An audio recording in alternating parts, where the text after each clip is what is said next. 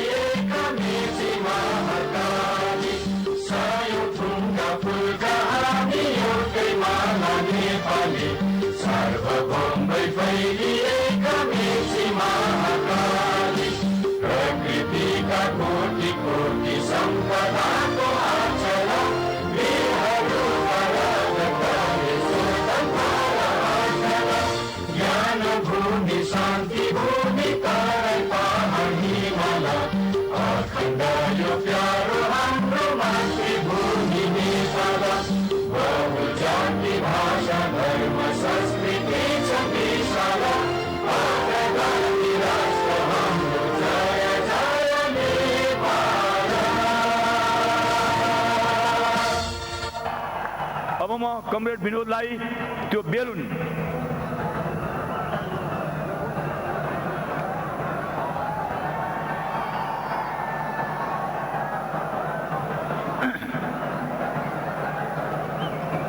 उडाएर कार्यक्रमलाई शुभारम्भ गर्दै यो जनसभालाई शुभारम्भ गरिदिन म हार्दिक अनुरोध गर्छु।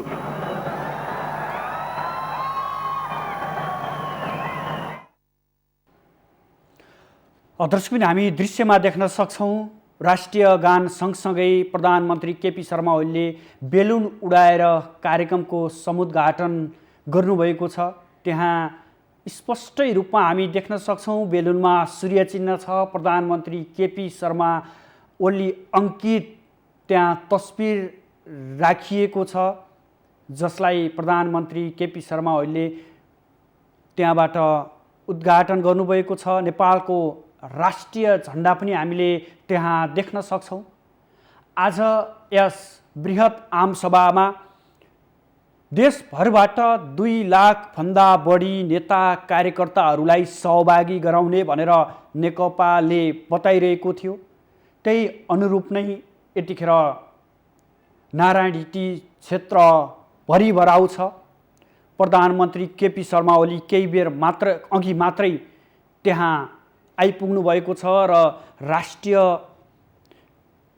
धुन बजे सँगसँगै कार्यक्रम औपचारिक रूपमा सुरु भएको छ।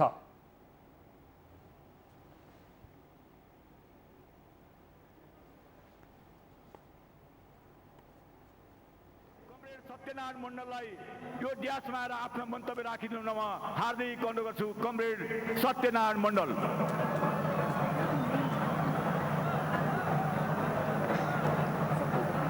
दर्शकबिन बेलुन उडाइसकेपछि अब त्यहाँ कार्यक्रमले औपचारिकता पाएको छ।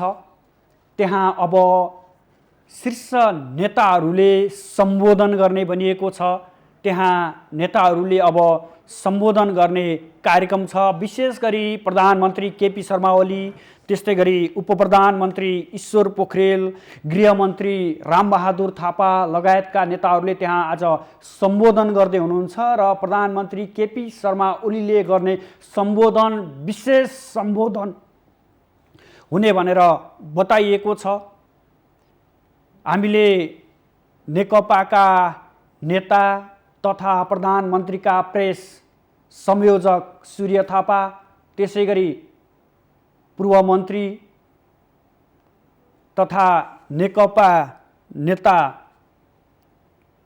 महेश बस्नेतसँग पनि प्रतिक्रिया लिएका थियौं र प्रतिक्रियाका क्रममा उहाँहरूले भन्नुभएको थियो प्रधानमन्त्री केपी शर्मा ओलीले आज विशेष खुलासा गर्दै हुनुहुन्छ। प्रधानमन्त्रीको यो आजको सम्बोधन विशेष सम्बोधन हुनेछ भनेर हामीलाई जानकारी गराउनु भएको थियो। दर्शकबिन हामी दृश्यमा देख्न सक्छौँ विभिन्न नेताहरूले अब बोल्ने क्रम सुरु भएको छ। स्वागत मन्तव्यदेखि लिएर आफ्ना धारणाहरू राख्ने क्रममा नेताहरू हुनुहुन्छ। कामरेडहरू, म धेरै लामो कुरो गर्दिनँ। म समयको ख्याल गर्दै म एउटा कुरो मात्रै भन्न चाहन्छु। आज सर्वत्र देशव्यापी रूपमा नेपाली जनताले एउटा कठिन परिस्थितिको सामना गर्नु परेको छ र सोचिरहेको छ। आखिर यो परिस्थिति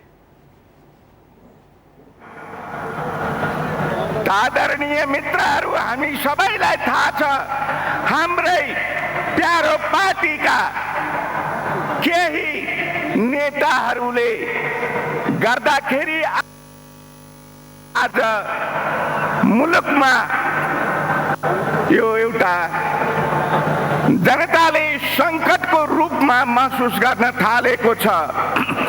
आदरणीय जनसमुदायहरू, म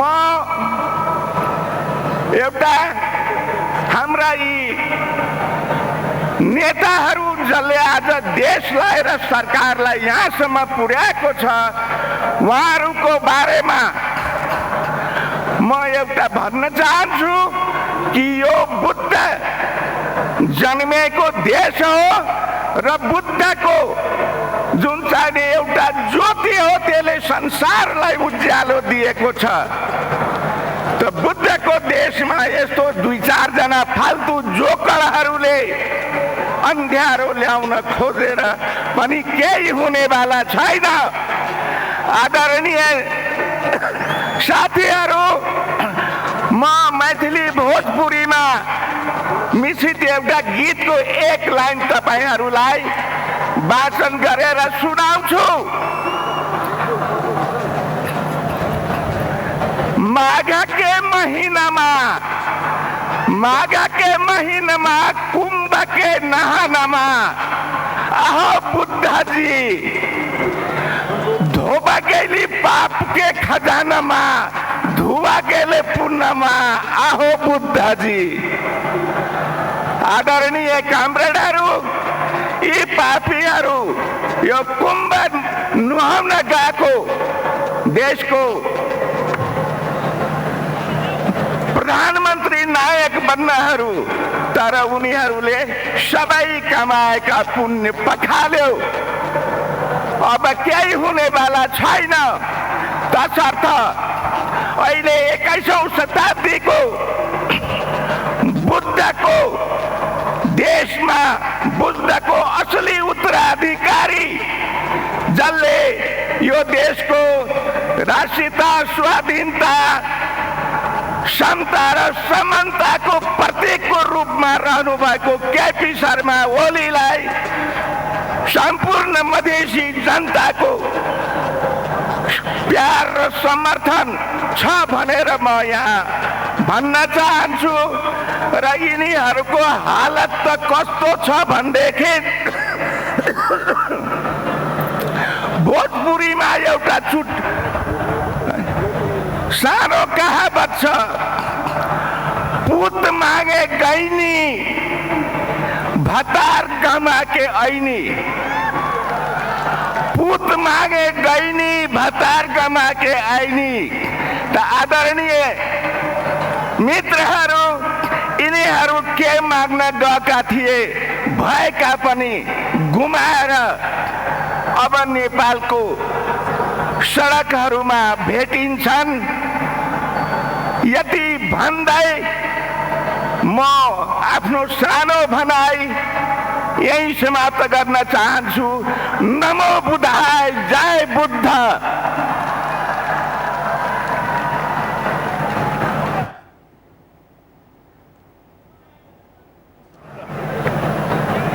बुद्धको देश, शान्तिको देश, हिन्दू सभ्यताको उद्भव भएको देश नेपाल, जहाँ आज हामीले यसको समृद्धि र विकास र जनताको सुख शान्ति र समाजवादमा पुग्नुपर्नेछ।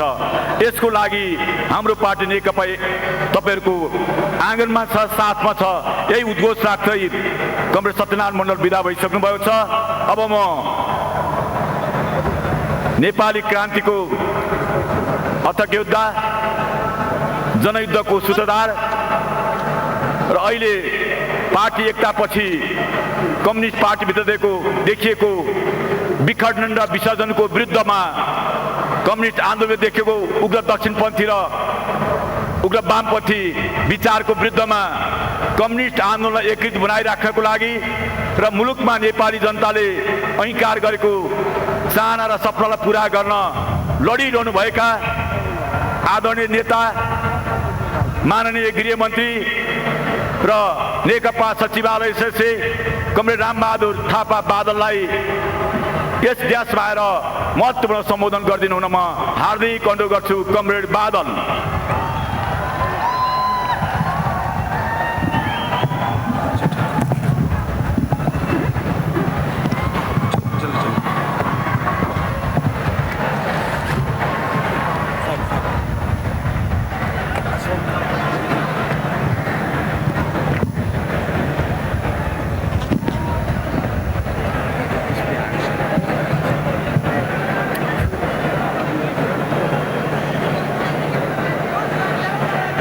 नारायण हिटीको प्राङ्गणमा आयोजित आजको यस ऐतिहासिक जनसभाका आदरणीय सभानायकज्यू, सम्मानीय प्रधानमन्त्री तथा पार्टीका आदरणीय अध्यक्षज्यू, मञ्चमा आसीन पार्टीका वरिष्ठ नेतागणहरू र आजको यस ऐतिहासिक जनसभामा उपस्थित सम्पूर्ण आदरणीय जनसमुदायहरू, आज देशमा असाधारण परिस्थिति सिर्जना भएको छ। आज देश आन्दोलित भएको छ। अस्थिरताको विरुद्ध, अवसरवादको विरुद्ध। आज सिङ्गो देश राष्ट्रिय स्वाधीनताको निम्ति फेरि एकजुट भएको छ। आज सिङ्गो नेपाल समाजवादको पक्षमा आन्दोलित भएको छ। आदरणीय जनसमुदायहरू, आज सिङ्गो समग्र जनताहरू गणतन्त्रको रक्षा, संविधानको रक्षाको निम्ति फेरि आन्दोलित भएका छन्। आज वस्तुतः फेरि एउटा नयाँ ऐतिहासिक जनआन्दोलनको थालनी भएको छ। आज यस प्राङ्गणमा लाखौंको सङ्ख्यामा जनताको यो उपस्थितिले फेरि नेपालमा अर्को तेस्रो ऐतिहासिक जनआन्दोलन सुरु भएको छ भन्ने यसले स्पष्ट गरेको छ। राजनीतिको केन्द्रीय प्रश्न भनेको राजनीतिक सत्ता हो।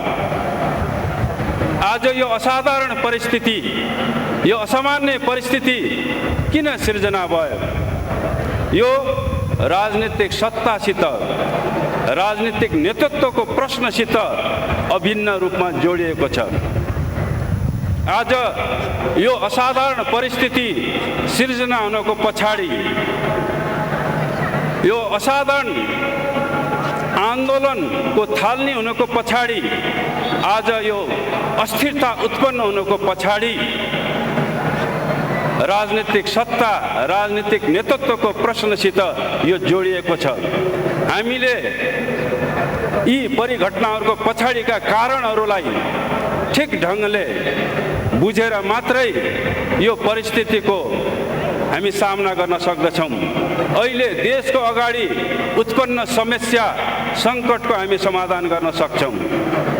यो परिस्थिति उत्पन्न हुनुको पछाडि मुख्यतः राजनीतिक सत्ता र नेतृत्वसित जोडिएको चाहिँ तीनवटा प्रश्नहरूसित जोडिएको छ। राजनीतिको राजनीतिक सत्ताको केन्द्रीय प्रश्न भनेको त्यो प्रधानमन्त्रीसित जोडिएको हुन्छ। त्यो पार्टीको प्रमुख नेतृत्व अध्यक्षसित जोडिएको हुन्छ। त्यो यो राष्ट्रको प्रमुख राष्ट्रपतिसित जोडिएको हुन्छ। यी राजनीतिक सत्ताका मूल प्रतिनिधि, राजनीतिक नेतृत्वका मूल प्रतिनिधिहरू हुन्।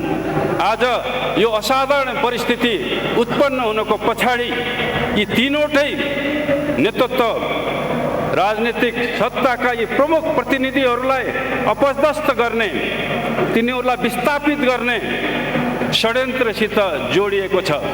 यो कुरालाई हामीले ठिक ढङ्गले बुझेनौँ भने हामीले जुन अहिले यो असाधारण स्थिति पैदा भएको छ त्यसलाई हामीले ठिक ढङ्गले समाधान गर्न सक्दैनौँ।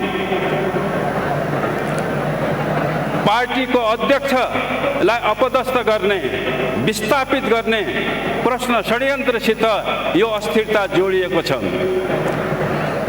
सरकारको नेतृत्व 2/3 जनमतद्वारा, बहुमतद्वारा निर्वाचित स्थापित सरकारको नेतृत्वलाई विस्थापित गर्ने षड्यन्त्रसित यो अस्थिरता जोडिएको छ। र यो अस्थिरता राष्ट्रपति, सम्मानीय राष्ट्रपतिको मानमर्दन गर्ने, त्यसलाई विस्थापित गर्ने सित यो अस्थिरता जोडिएको छ। यो प्रतिगमन जोडिएको छ। त्यसकारणले यो परिस्थितिलाई सामना गर्नको निम्ति एउटा नयाँ आन्दोलन, जनतालाई फेरि आन्दोलित गरेर मात्रै हामीले राजनीतिक नेतृत्वको रक्षा गर्न सकिन्छ। हामीले जनतालाई फेरि आन्दोलित गरेर मात्रै हामीले संविधानको रक्षा गर्न सकिन्छ। हामीले जनता, लाखौं करोडौं जनतालाई परिचालन गरेर मात्रै हामीले हाम्रो नेतृत्वको, यो व्यवस्थाको र राजनीतिक उपलब्धिहरूको रक्षा गर्न सकिन्छ। यही उद्देश्यका साथ हामीले एउटा नयाँ आन्दोलनको सुरुवात गरेका हौँ। यसलाई हामीले आम निर्वाचनको माध्यमबाट यो आन्दोलनलाई हामीले अगाडि बढाएका छौँ। हामीले यसको सुरुवात गरेका छौँ। आदरणीय जनसमुदायहरू, प्रतिगामी अवसरवादी तत्त्वहरूले नेतृत्वलाई विस्थापित गर्नको निम्ति सबै प्रकारका षड्यन्त्रहरू, सबै प्रकारका भ्रमहरूको सहारा लिँदै गइरहेका छन्। तपाईँ हामीले देखिरहेका छौँ कि यदि नेतृत्वले, राजनीतिक नेतृत्वले आत्मसमर्पण गर्दैन, स्वेच्छाले राजीनामा गर्दैन भने त्यसलाई चाहिँ षड्यन्त्रमूलक ढङ्गले त्यसलाई विस्थापित गरिनेछ। मांसाहारी आन्दोलन गरेर, मांसाहारी तरिकाद्वारा चाहिँ नेतृत्वलाई चाहिँ अपदस्थ गरिनेछ भन्ने घोषणा गर्दै हिँडेका छन्। म यो ऐतिहासिक जनसभा मार्फतबाट तिनीहरूलाई के भन्न चाहन्छु भने ती मांसाहारी आन्दोलन गर्नेहरूलाई हाम्रो संविधानले, हाम्रो कानुनले त्यसलाई अपराध घोषित गरिएको छ। र ती अपराध गर्नेहरूलाई, ती मांसाहारी आन्दोलन गर्नेहरूलाई जाउला खेलको जूमा लगेर हामीले बन्द गरिनेछ।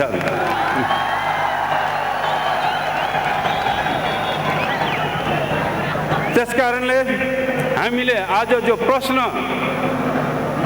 देशको सामान्य जुन उपस्थित भएको छ, जो असाधारण परिस्थिति जो उत्पन्न भएको छ, त्यसलाई अब आन्दोलनले मात्रै, जनताले मात्रै यो परिस्थितिलाई फेरि एउटा सामान्य अवस्थामा ल्याउन सक्छन्।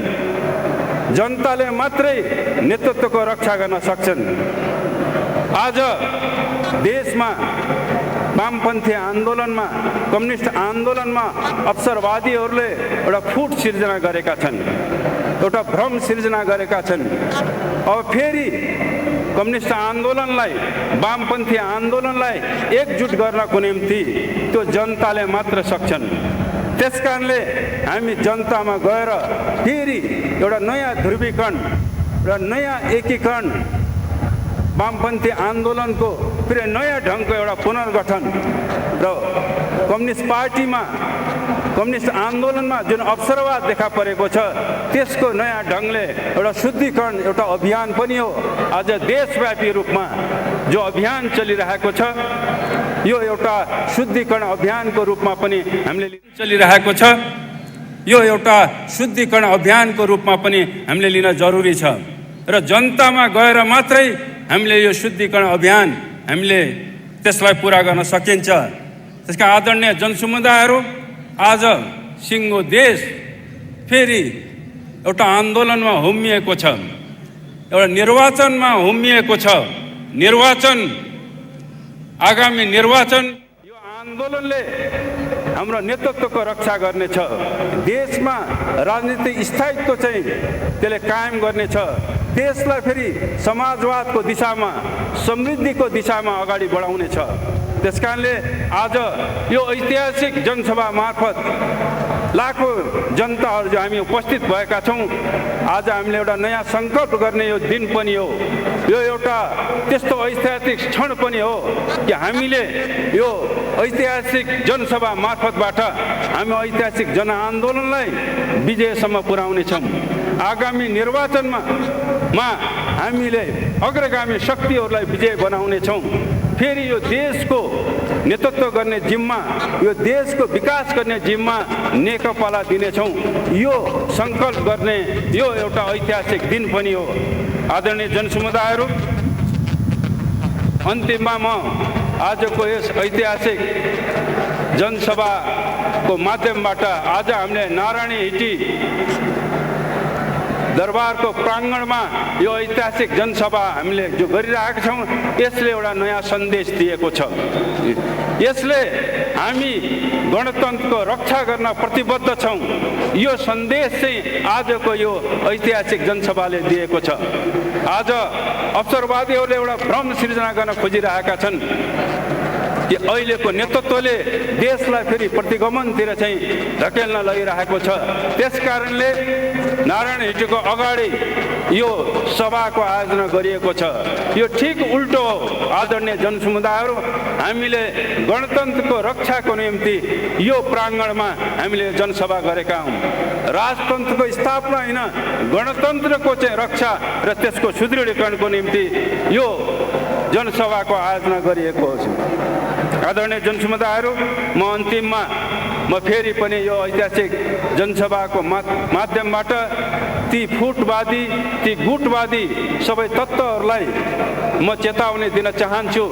उहाँहरूले जुन एउटा मांसाहारी आन्दोलन गर्ने जो दुस्साहस, जो अपराध गर्दै हुनुहुन्छ, त्यसमा सचेत हुनको लागि म आग्रह गर्दै म आफ्नो कुरो यहीँ टुङ्गाउँछु। धन्यवाद।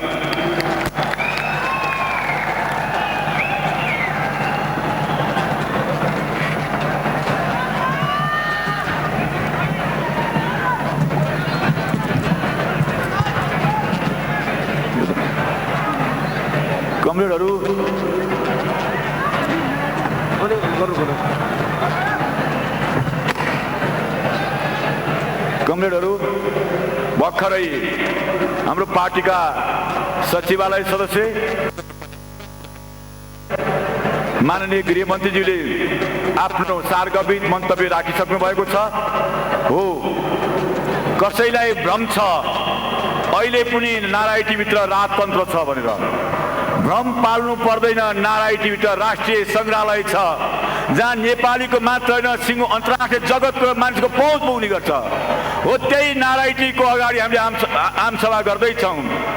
कसैलाई भ्रम थियो ठ्याक्कै हाम्रो सभाको अघिल्लो दिन नेपाल बन्द गरेपछि, आम कार्यकर्ता जनतालाई मनमा त्रास सृजना गरेपछि यो आमसभा सफल हुँदैन, बाटोमा अवरोध गरेपछि, खाल्टा खनेपछि, नेकपाका नेता र कार्यकर्ता धम्क्याएपछि र नेकपाका कार्यकर्तालाई कुटेपछि यो आमसभा मानिस जान सक्दैन भन्ने भ्रम थियो मार्चण्ड गुटको।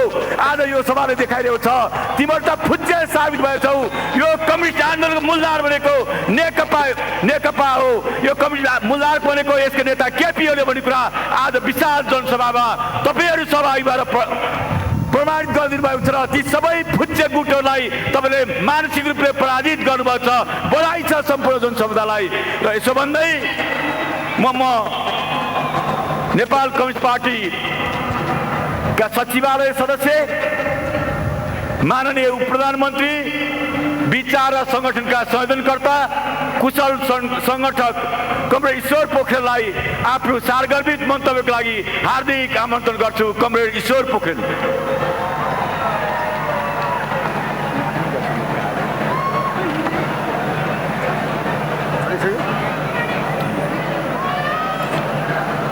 राजनीतिक स्थायित्वको पक्षमा दृढतापूर्वक उभिँदै आउनुभएका आदरणीय दाजुभाइ दिदीबहिनीहरू, यहाँहरू सबैलाई त्यसको पक्षमा दृढतापूर्वक उभिनु भएकोमा म सर्वप्रथम हार्दिक अभिवादन व्यक्त गर्न चाहन्छु, लाल सलाम व्यक्त गर्न चाहन्छु।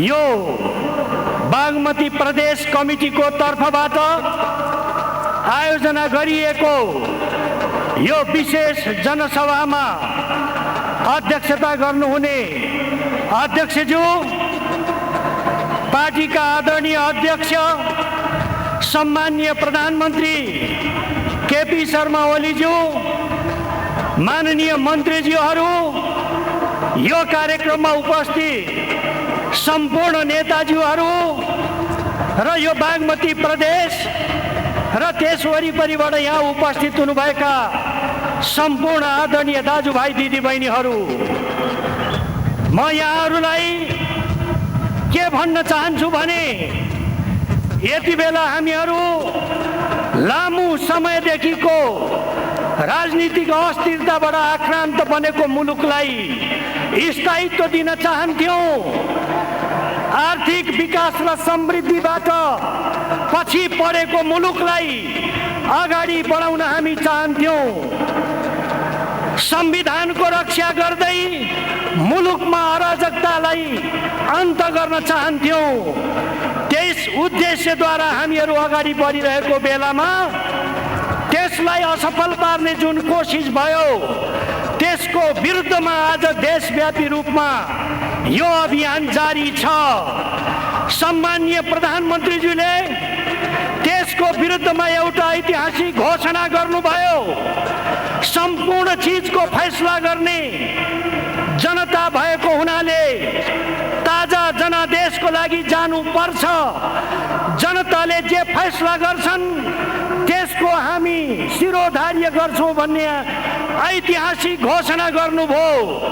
हामी त्यही ऐतिहासिक घोषणालाई सफल बनाउने उद्देश्यका साथ अहिले लागिरहेका छौँ। यो अभियानमा तपाईहरूको जुन उपस्थिति छ, यो उपस्थितिलाई म स्यालुट गर्न चाहन्छु, सलाम गर्न चाहन्छु।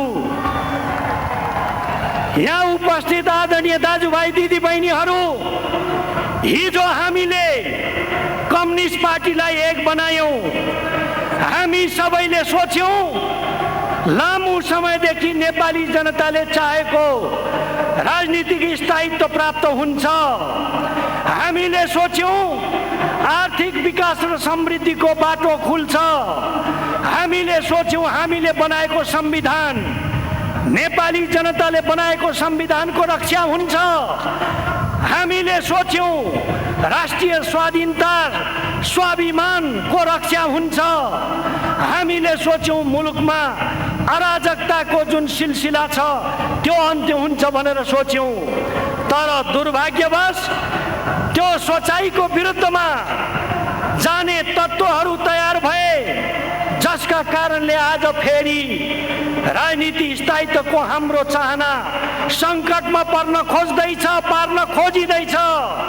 आर्थिक विकास र समृद्धिको कुरालाई फेरि पनि पछाडि पार्न खोजिँदैछ र फेरि अराजकता निम्त्याउने सिलसिला सुरु हुँदैछ। हामी देशव्यापी रूपमा आयोजना गरिएका यी सभाहरू मार्फत त्यस्ता प्रयत्नहरूलाई हामी विरोध गर्दछौँ र तिनीहरूलाई सफल हुन दिन्नौँ भन्ने हाम्रो उद्घोष फेरि यहाँ पनि हामी गर्न चाहन्छौँ। हिजो हामीले पार्टी एकता गरिरहँदा भन्यौं अब नेपाली जनताको चाहना अनुसार मुलुक अगाडि बढ्छ। हिजो पार्टी एकता गरिरहँदा हामीले सोच्यौं कम्युनिस्ट पार्टीका कार्यकर्ताहरूले सोचे अनुसार मुलुक अगाडि बढ्छ, तर त्यसलाई असफल बनाउने कोसिस गरियो। हिजोदेखि नै मृत्युमा कसैको मृत्युमा जीवन खोज्ने प्रचण्ड प्रवृत्ति हावी भयो। त्यही प्रचण्ड प्रवृत्तिलाई सघाउनको लागि कुण्ठा र ईर्ष्यामा बाँचेको अर्को प्रवृत्ति जसलाई माधव नेपालले नेतृत्व गर्नुभयो त्यो प्रवृत्तिको गठबन्धन भयो। त्यसैको परिणाम आज फेरि मुलुकमा अराजकता सिर्जना गर्ने कोसिस हुँदैछ। म यहाँहरूलाई भन्न चाहन्छु उहाँहरूका जति पनि कुराहरू छन् प्रधानमन्त्रीजीले भन्नुहुन्छ म ताजा जनादेशमा जान्छु। प्रधानमन्त्रीजी भन्नुहुन्छ जनताले जे फैसला गर्छन् त्यसलाई म स्वीकार गर्छु। प्रधानमन्त्रीजी भन्नुहुन्छ जनताभन्दा ठुलाहरू न्यायाधीश हुन सक्दैनन्। उहाँहरू त्यसलाई स्वीकार गरिरहनु भएको छैन। उहाँहरू निर्वाचन आयोगमा गएर धम्की दिनुहुन्छ खबरदार चुनाव गराउला। निर्वाचन आयोगमा गएर उहाँ धम्की दिनुहुन्छ निर्वाचनको कार्यक्रम घोषणा गरौला। यो संविधान विरोधी कुरा हो कि होइन?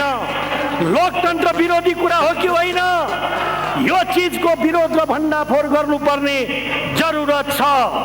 म यहाँहरूलाई निवेदन गर्न चाहन्छु हामी ताजा जनादेशमा गएर जनताले जे भन्छन् जनताले जे निर्णय दिन्छन् त्यसलाई स्वीकार गर्न चाहन्छौँ। यो अवस्था ल्याउनुमा प्रधानमन्त्रीजीले हिजो निर्वाचनको बेलामा जनतासित जे शपथ लिनुभएको थियो जे सङ्कल्प गर्नुभएको थियो त्यही सङ्कल्प पुरा गर्न खोज्दा उहाँहरूले त्यसलाई दिनु भएन। उहाँहरू 5 वर्षको लागि निर्वाचित भएको प्रधानमन्त्रीलाई बीचमै धक्का दिएर हटाउन खोज्ने यस्तो दुष्प्रयत्न गर्ने हिजो महाधिवेशनबाट निर्वाचित भएको पार्टी अध्यक्षलाई फेरि महाधिवेशन नगरी बीचबाट हटाउन खोज्ने यस खालका कुराहरू उहाँहरूले अगाडि बढाउनु भयो। जुन कुरा सम्पूर्ण कम्युनिस्ट पार्टीका कार्यकर्ताहरू आम जनताले त्यसलाई रुचाएनन् रुचाउँदैनन्। म यहाँहरूलाई यो सभा मार्फत ती व्यक्तिहरूलाई भन्न चाहन्छु उहाँहरूले जुन अराजकता सिर्जना गर्न खोज्नुभयो कम्युनिस्ट पार्टीलाई धराशायी बनाउन खोज्नुभयो आर्थिक विकास र समृद्धिको अभियानलाई जुन किसिमले कमजोर बनाउन खोज्नुभयो कुनै पनि हालतमा सफल हुने छैन। हामी सफल हुन दिने छैनौँ। त्यो पराजित हुनु अवश्यम्भावी छ। म यहाँहरूलाई भन्न चाहन्छु यहाँहरू समक्षमा हाम्रो अठोट दोहोऱ्याउन चाहन्छु सङ्कल्प दोहोऱ्याउन चाहन्छु। जस्ता सुकै प्रतिकूलता आए पनि ती प्रतिकूलताहरूसित जुधेर हामीहरू मुलुकमा राजनीति स्थायित्वको लागिरहने छौँ। प्रधानमन्त्री केपी ओलीले जुन अठोट र सङ्कल्प गर्नुभएको छ त्यो अठोट र सङ्कल्प अनुसार हामीहरू मुलुकमा राजनीति स्थायित्वको कुरालाई निरन्तरता दिइरहने छौँ। त्यो अभियानमा हामी किञ्चित मात्रै पनि पछि हट्ने छैनौँ। यो सँगसँगै आज प्रधानमन्त्री केपी ओलीले आर्थिक विकास र समृद्धिको जुन सपना देख्नु भएको छ जुन अभियान चलाउनु भएको छ त्यो अभियानलाई हामीहरू निरन्तरता दिन्छौँ। संविधानको रक्षा संविधानले व्यवस्था गरेका चिजहरूको रक्षाको लागि हामीहरू निरन्तर लागिरहनेछौँ। मुलुकको राष्ट्रिय स्वाधीनता स्वाभिमान स्वतन्त्रता र अखण्डताको रक्षाको लागि हामीहरू लागिरहनेछौँ। हाम्रो यो सबैको उद्देश्य भनेको के हो भने समृद्ध नेपाल सुखी नेपाली बनाउने जुन राष्ट्रिय सङ्कल्प हो यो सङ्कल्पलाई पुरा गराउने हाम्रो उद्देश्य हो। यो उद्देश्यमा हामीहरू लागिरहनेछौँ। तपाईँहरूलाई म यही कुरा बताउन चाहन्छु। अहिले राष्ट्रिय एउटा अभियान यो देशव्यापी रूपमा आम हडताल भनेर अहिले नेपाल बन्द गराउने जुन कुरा भयो, यो मञ्च मार्फत म त्यो नेपाल बन्द गराउने जनविरोधी कुराको म विरोध गर्न चाहन्छु र हिजो नेपाल बन्दको नाममा जनतालाई जुन किसिमले दुःख दिने कुरा भयो त्यसको निन्दा र भर्त्सना गर्न चाहन्छु। म सरकारको मन्त्रीको नाताले तपाईहरु समक्ष भन्न चाहन्छु, हिजो आन्दोलनको नाममा अराजकता सिर्जना गर्नेहरूले श्रमजीवीहरूलाई जुन किसिमले दुःख दिए, हिजो एउटा ट्याक्सी चालक जसले जसोतसो ट्याक्सी चलाएर गुजारा गर्नुभएको थियो, उहाँमाथि जुन किसिमले सांघातिक हमला गरियो, उहाँको ट्याक्सीमाथि तोडफोड र आगजनी गरियो, म यही सभा मार्फत भन्न चाहन्छु केपी ओलीको नेतृत्वको सरकारले त्यो सम्पूर्ण क्षतिपूर्ति गर्नेछ र त्यो क्षतिलाई पुर्ताल गर्नेछ, यो कुरा पनि म भन्न चाहन्छु। सँगसँगै हिजो ती आततायीहरूको तर्फबाट जनतालाई दुःख दिने, जनतालाई लुट्ने, अप्ठ्यारो पार्ने जे काम भयो त्यो सम्पूर्ण क्षतिको पनि हामी त्यसको सरकारले हामी क्षतिपूर्ति गर्नेछौँ, यो चिज पनि म भन्न चाहन्छु। यो सँगसँगै मैले यहाँ उपस्थित भएको दाजुभाइ दिदीबहिनीहरूलाई भन्न चाहन्छु, हाम्रो लडाईँ अराजकताको विरुद्धमा हो, हाम्रो लडाईँ मुलुकलाई राजनीति अस्थिरतातर्फ लैजान चाहने दुष्प्रयत्नको विरुद्धमा हो, हाम्रो लडाईँ आर्थिक विकास र समृद्धितर्फ मुलुकलाई लैजान नचाहने, बर्बाद बनाउन चाहनेको विरुद्धमा हो। हाम्रो लडाईँ भनेको राष्ट्रको स्वाभिमान, स्वतन्त्रता, अखण्डताको रक्षा गर्नको लागि हो। हामी यो लडाईँ कुनै पनि बेलामा हामी कमजोर हुन दिन्नौँ, यो लडाईँको झण्डालाई हामी कहिले पनि झुक्न दिने छैनौँ। कमरेड केपी ओलीको नेतृत्वमा, सम्माननीय प्रधानमन्त्री केपी ओलीको नेतृत्वमा सञ्चालन भएको यी उद्देश्य प्राप्तिको लडाईँ हाम्रो जारी रहनेछ। यो लडाईँलाई कुनै पनि हालतमा हामी कमजोर हुन दिन्नौँ। आजको यो उपस्थिति त्यही अठोट र सङ्कल्पको एउटा प्रतीक हो, त्यसको सन्देश हो। म यहाँहरू सबैलाई त्यस हिसाबले पनि धन्यवाद भन्न चाहन्छु। अहिले एउटा कुराले अनेक खालका प्रश्नहरू उठाइरहेको छ, यो नेपाल कम्युनिस्ट पार्टीको आधिकारिक कुन पार्टी हो, कुन पार्टीले आधिकारिकता पाउँछ, यस खालका कुराहरू छन्।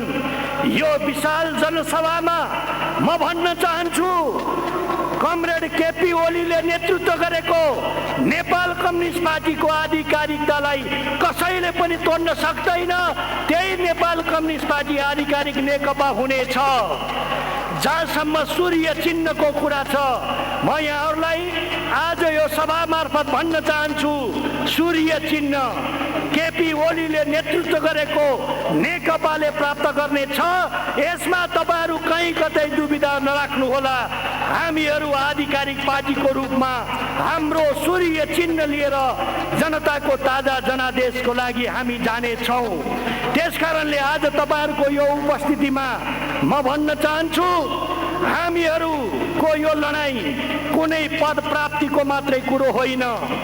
यो लडाईँ मुलुकलाई सधैँभरि अस्थिर राख्न चाहने, हिजो प्रचण्डजी नेपाल कम्युनिस्ट पार्टी एमाले र माओवादी मिलेर चुनाव लड्यौँ, बहुमत आयो, सरकार बनाउनु पर्ने बेला भयो, माओवादी र एमाले मिलेर सरकार बनाउनु पर्नेमा उहाँ गायब हुनुभयो।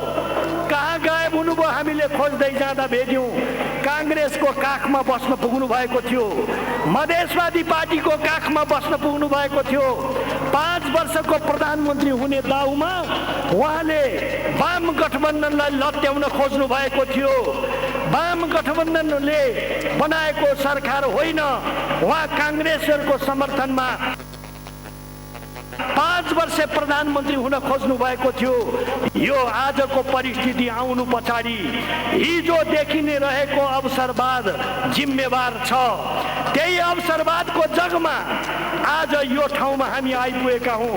तर उपस्थित आदरणीय दाजुभाइ दिदीबहिनीहरू, म यहाँहरूलाई निवेदन गर्न चाहन्छु, जतिसुकै छलछाम गरे पनि, जतिसुकै षड्यन्त्र गरे पनि, जतिसुकै अपराधपूर्ण कुराहरू गरे पनि हाम्रो लडाईँ, मुलुकमा राजनीति स्थायित्व प्राप्त गर्ने लडाईँलाई रोक्न सक्नुहुने छैन। आर्थिक विकास र समृद्धिको हाम्रो लडाईँ, त्यसलाई कमजोर बनाउन सक्नुहुने छैन। अराजकता सिर्जना गर्ने, संविधानलाई कमजोर बनाउने, राष्ट्रिय हित विपरीतका कुनै पनि कुराहरू हुन पाउने छैन, हामी दिने छैनौँ। यो उपस्थितिले पनि यही सन्देश दिएको छ। म यहाँहरूलाई भन्न चाहन्छु, हामीलाई एकताबद्ध बनाउने यिनै मुद्दाहरू हुन्। हाम्रो लडाईँ यिनै चिज प्राप्तिको लागि हो। यसलाई कमजोर बनाउने कुनै पनि कुरा हुन्छन् भने हामी ती चिजहरूलाई सहने छैनौँ। हामी ती कुराको विरुद्धमा लागिरहनेछौँ। यो चिज पनि म यहाँहरूलाई भन्न चाहन्छु। आजको यो उपस्थितिको लागि यहाँहरू सबैलाई म हार्दिक धन्यवाद दिँदै बिदा हुन चाहन्छु। धन्यवाद, अभिवादन।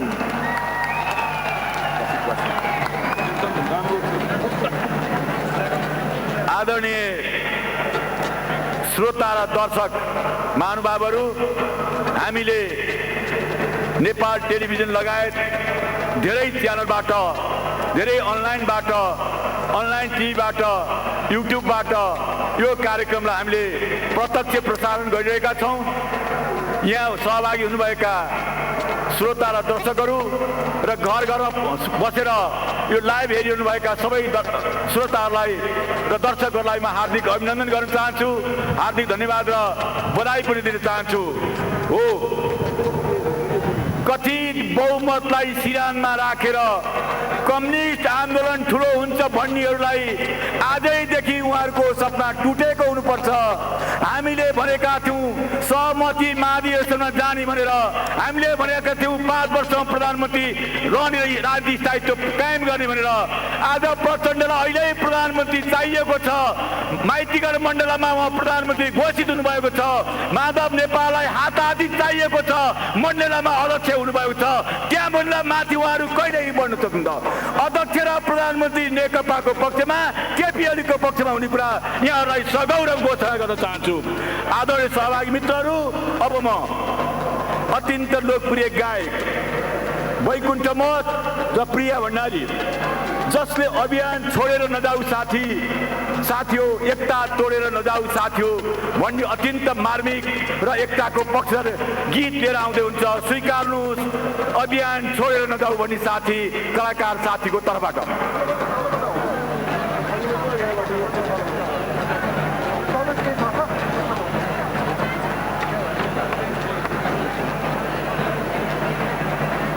साउन्ड Portlex mic दिनु।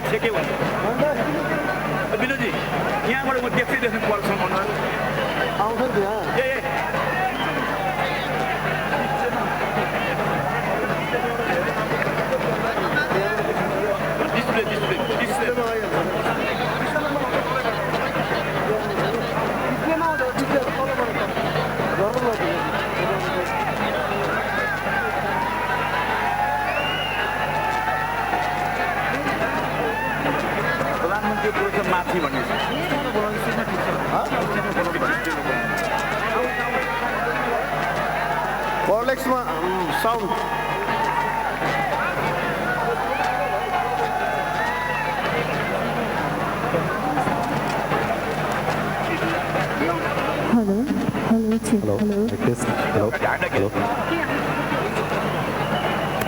आयोजकलाई धेरै धेरै धन्यवाद।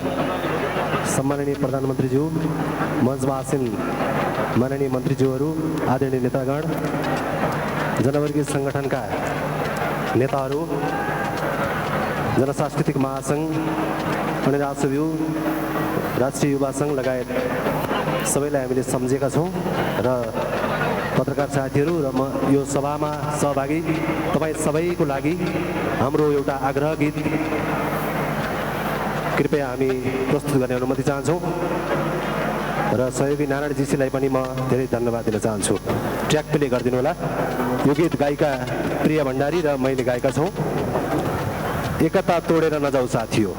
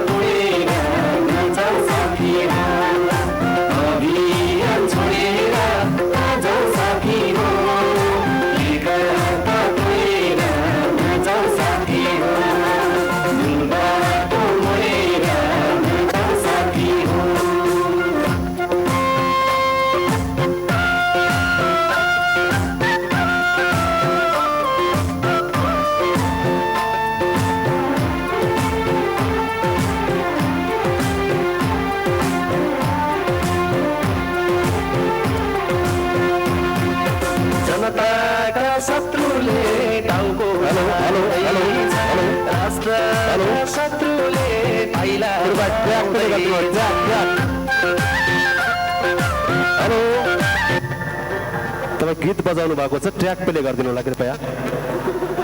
गीत बजाइरहनु भएको छ।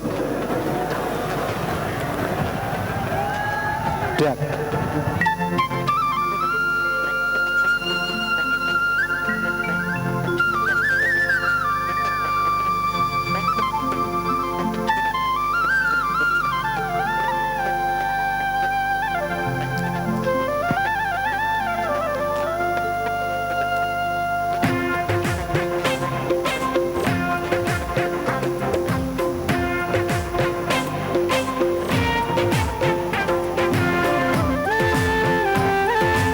सबैले साथ दिन्छ हजुर।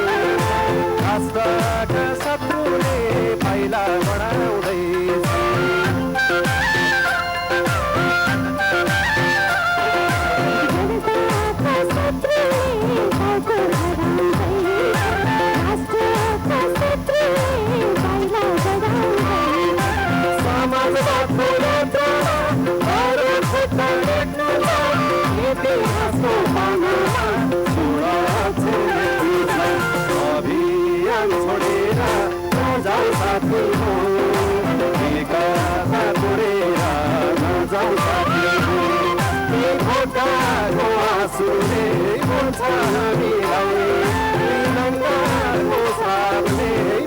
हामीलाई अभियान छोडेर नजाऊ साथी हो एकता तोडेर नजाऊ साथी हो बाटो मोडेर नजाऊ साथी हो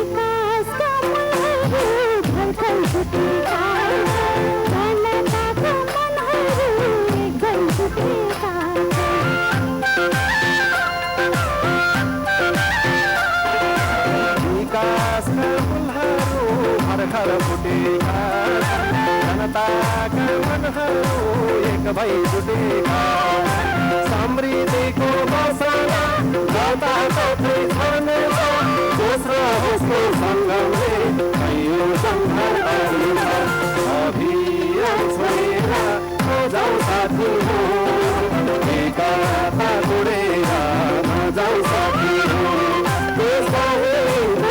बदले पुछ हामीलाई खाइतेको आँसुले पुछ हामीलाई अभियान छोडेर नजाऊ साथी हो एकता तोडेर नजाऊ साथी हो फुलबाटो मोडेर नजाऊ साथी हो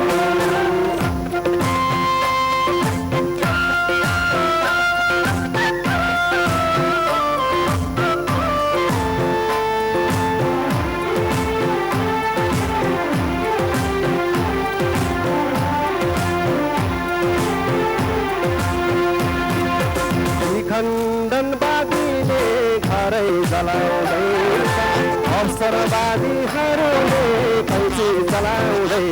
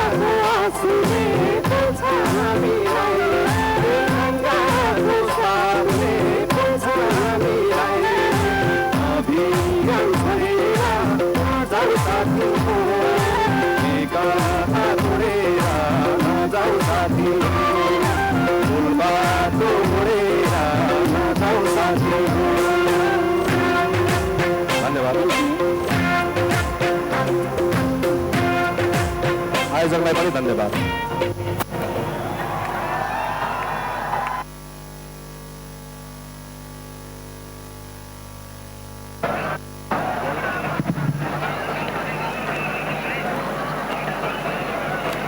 अझै ठाउँ बाँकी छ। कम्युनिस्ट आन्दोलनले राजनीतिक क्रान्ति पुरा गर्यो, जनवादी क्रान्ति पुरा गर्यो, विकास र समृद्धिको हाम्रो अभियान बाँकी छ। आऊ फर्क, बाटो नबिराऊ, यो अभियानलाई छोडेर नजाऊ। अझै पनि एकताको सार्थकता बाँकी छ। एकताबाट नभाग र राष्ट्रिय स्वाधीनताको पक्षमा आऊ। आत्मसमर्पणवादी बन्दै विदेशीको पढाइको टागामुनि नछिर भनी आह्वानको साथ कलाकार साथीहरू यहाँबाट बिदा हुनु भएको छ। म कलाकार साथीहरूलाई हार्दिकतापूर्वक धन्यवाद दिन चाहन्छु।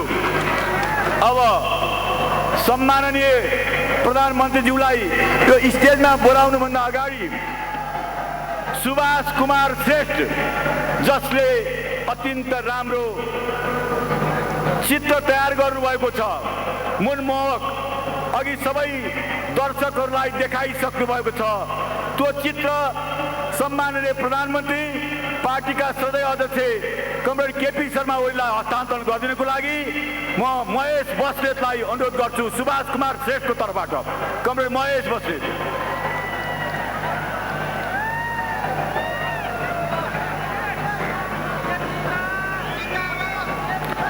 केपी ओली, राष्ट्रनायक केपी ओली, राष्ट्रनायक केपी ओली। कमरेडहरू, अघि अलिअलि बादल लागेको थियो, पानी पर्ला पर्ला जस्तो भएको थियो, हाम्रो मुटुमा सिलिरा चिसो पस्दै थियो। जब अब सम्माननीय प्रधानमन्त्री केपी ओली हाम्रो सामु बोल्न आउँदै हुनुहुन्छ भनेपछि बादल फाटो र घाम लागेका छन्। सूर्य चिन्ह केपी ओली हाम्रो, सूर्य चिन्ह हाम्रो, केपी ओली हाम्रो, सूर्य चिन्ह हाम्रो। म यही कुरा राख्दै सम्माननीय प्रधानमन्त्री पार्टीका सदस्य अध्यक्ष कमरेड केपी ओलीलाई यो विशाल जनसभालाई सम्बोधन गरिदिनको लागि हार्दिक अनुरोध गर्छु। कमरेड केपी ओली।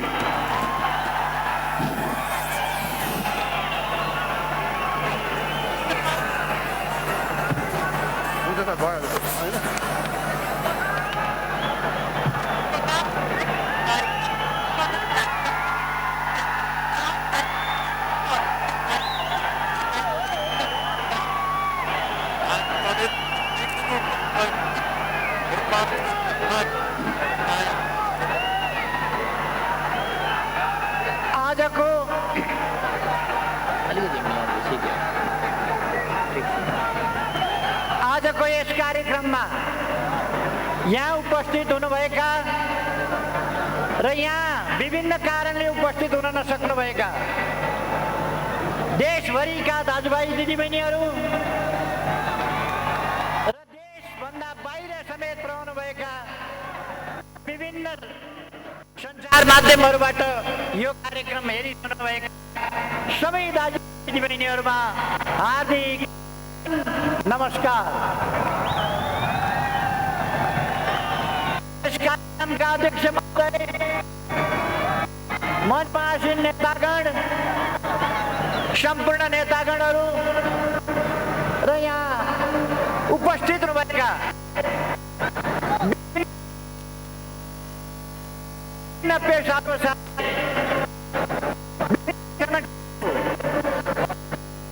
विभिन्न जिल्लाहरूबाट यहाँ उपस्थित हुनुभएका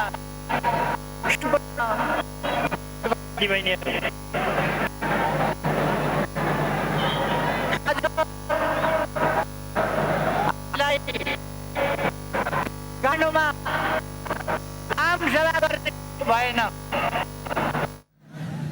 अरूलाई कुनै ठाउँ छान्यो भने पनि अरूलाई आम सभा गर्न साउँ, त्यो ठाउँ अरूलाई ठुलो हुन्छ। हामीलाई जहाँ छाने पनि सानो हुन्छ। हामीले काठमाडौँ उपत्यकामा सबभन्दा ठुलो ठाउँ आम सभा गर्नलाई सबभन्दा ठुलो ठाउँ छान्यौँ। यता बाटोभन्दा परसम्म, बाटोभन्दा धेरै पर सञ्चय कोषभन्दा टाढासम्म, यता दक्षिणतिर त्रिचन्द्र कलेजभन्दा परसम्म, पूर्वतर्फ जय नेपाल। तैपनि मानिसहरू अटेका छैनन्। खाँदा खाँद छ, सभा गर्ने ठाउँ पुगेका छैन।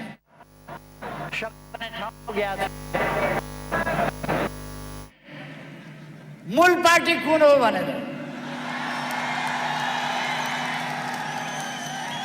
मूल पार्टी कुन हो अहिले पनि कोही अलमलमा छ भने, अन्यलमा छ भने कठैबरा भन्न सकिन्छ। मूल पार्टी कुन हो थाहा पाउनु परेन। मूल पार्टी यही हो जहाँ तपाईँ हामी छौँ। यही हो मूल पार्टी। यो कम्युनिस्ट पार्टीको मूल पार्टी मात्रै होइन, देशकै मूल पार्टी हो। देशकै सबभन्दा ठुलो पार्टी हो। देश बनाउने पार्टी हो यो। देशको रक्षा गर्ने पार्टी हो यो। सार्वभौम सत्ताको रक्षा गर्ने पार्टी हो यो। र यो पार्टी देशको स्वाधीनताको रक्षा गर्ने र त्यसको ठिक ढङ्गले प्रयोग गर्ने पार्टी हो। देशको भौगोलिक अखण्डताको रक्षा गर्ने पार्टी हो यो।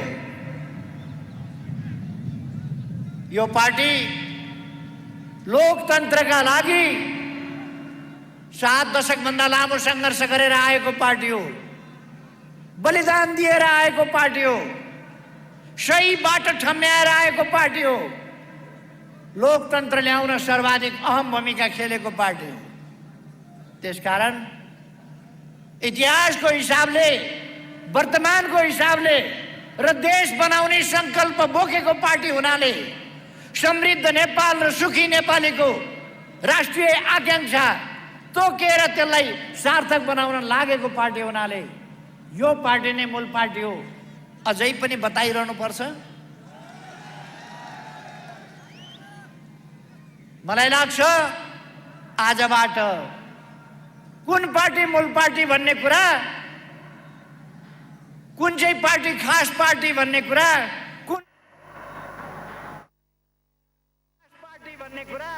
कुन पार्टी सकली, कुन पार्टी नकली भन्ने कुरा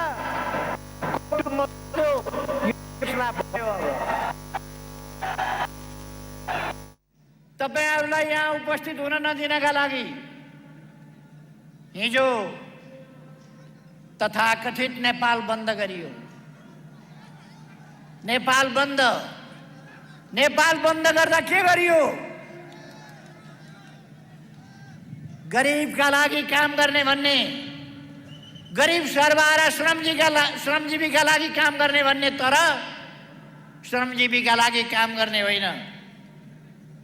बुढी आमाले टमाटर साग किनेर डोकामा बोकेर ल्याएर बाटाका छेउमा बेच्न राखेको बाटाभरि छरेर क्रान्ति गर्न खोजियो। त्यही हो उहाँहरूको क्रान्ति। किसानका मुला फ्याँकिए, तरकारी फ्याँकियो, त्यही हो क्रान्ति उहाँहरूको। एउटा गरिब ट्याक्सीवालालाई झुक्क्याएर यात्री हुँ भनेर ट्याक्सीभित्र चढेर पेट्रोल खनाएर आगो लगाएर धन्न बाँचे बिचरा सर्वहारावादी पार्टी। ट्याक्सीभित्र एउटा गरिब ड्राइभर जलाउन खोज्ने सर्वहारा पार्टी। घोषणै गरेर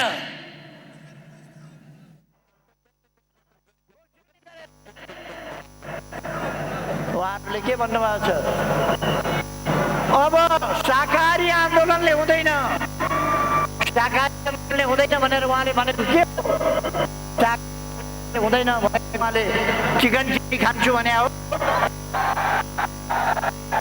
उहाँले आन्दोलन गर्न खोजेको। अब नेपालमा कसैले हिंसा मचाउन सक्दैन। नेपाल शान्तिपूर्ण नेपाल। यो नेपाल अब अशान्ति र हिंसाको भुमरीमा जान सक्दैन। शान्तिपूर्ण नेपाल रह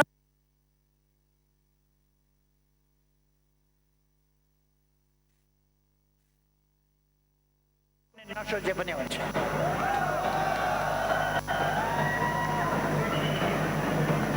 अघि नै प्रधानमन्त्री ईश्वर पोखरेल कमरेलले जुन क्षेत्र रहेको छ सब्जी फ्याँकेको छ, नोक्सान गरिबको नोक्सान गरेको कुराहरूलाई क्षतिपूर्ति दिन्छु। गरिबको नोक्सान भएको कुरा सरकारले हेर्छ, सरकारले बिहोर्छ त्यो कुरा। ट्याक्सी इन्सुरेन्स गरेको होला, इन्सुरेन्सले तिर्छ र इन्सुरेन्सलाई हामी त्यो ट्याक्सीको क्षतिपूर्ति दिन लगाउँछौँ। भएन भने यस देशमा गरिबलाई हेर्ने, जनतालाई हेर्ने सरकार छ, जनतालाई माया गर्ने सरकार छ, गरिबलाई माया गर्ने सरकार छ, शान्तिलाई मन पराउने, शान्ति स्थापना गर्ने सरकार छ, शान्तिका लागि लड्ने सरकार छ। त्यसकारण जनता ढुक्क हुनुहोस्। हिजो तपाईहरुलाई आज यहाँ आउन नदिनका लागि हिजो नेपाल बन्द गरियो। नेपाल बन्द गरेर तर्साउन खोजियो। आज बाटामा खाल्टाहरू खनिए, कतिपय ठाउँमा बम राखेर अनि विप्लव लेख्ने काम भयो।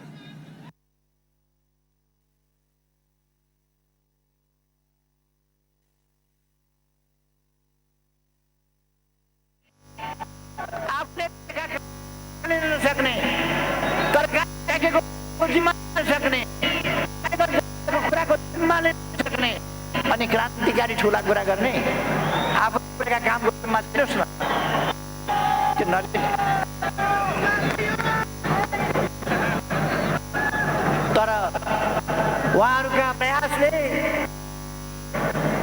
रोक्ने कुरा भएन। जब जनताको साथ लिन्छ जनताबाट सरिक हुन्छ त्यस भेललाई कसैले छेक्न आज कारण इतिहासकै सबभन्दा ठुलो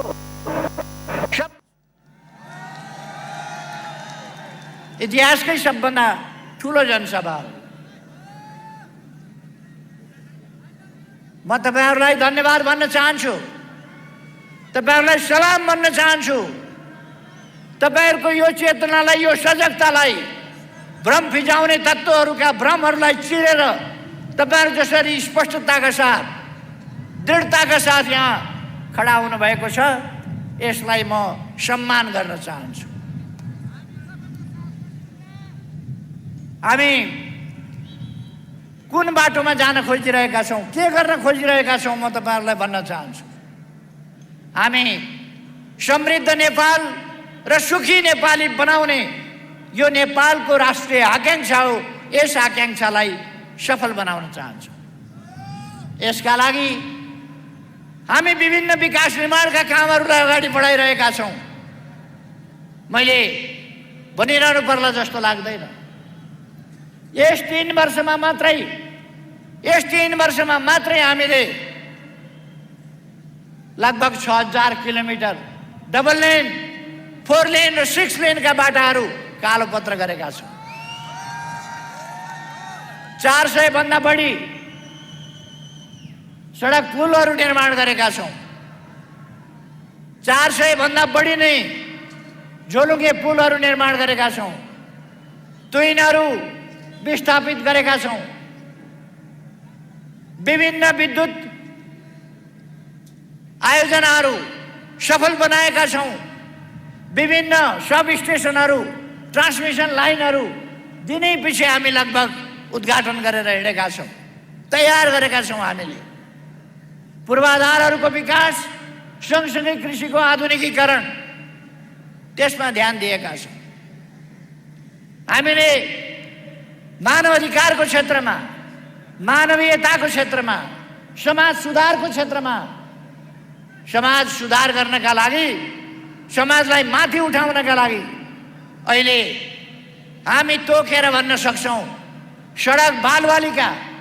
हामी सरकारमा आउँदा सडकभरि सडक बालबालिका हुन्थे।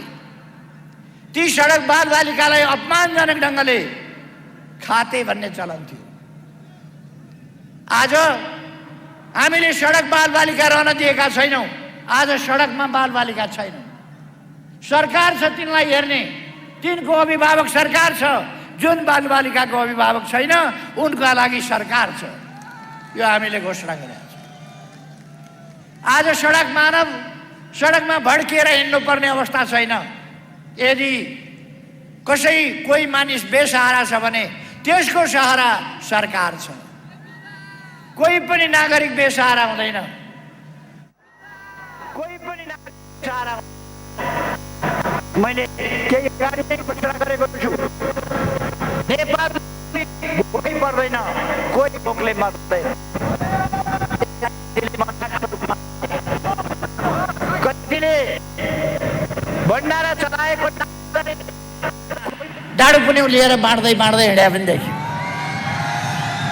बडा लोकप्रिय हुनलाई अरूले पकाएको भात, अरूले पकाएको दाल टेलिभिजन सिउरिएर भिरेर फोटो खिच्दै डाडु लिएर बाँड्न लाग्यो।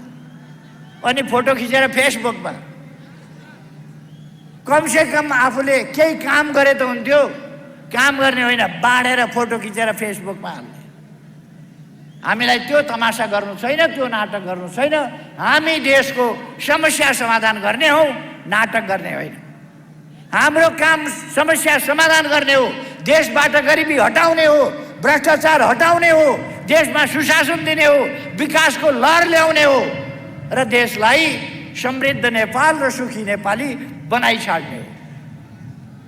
यही कुरा बनाउन नदिन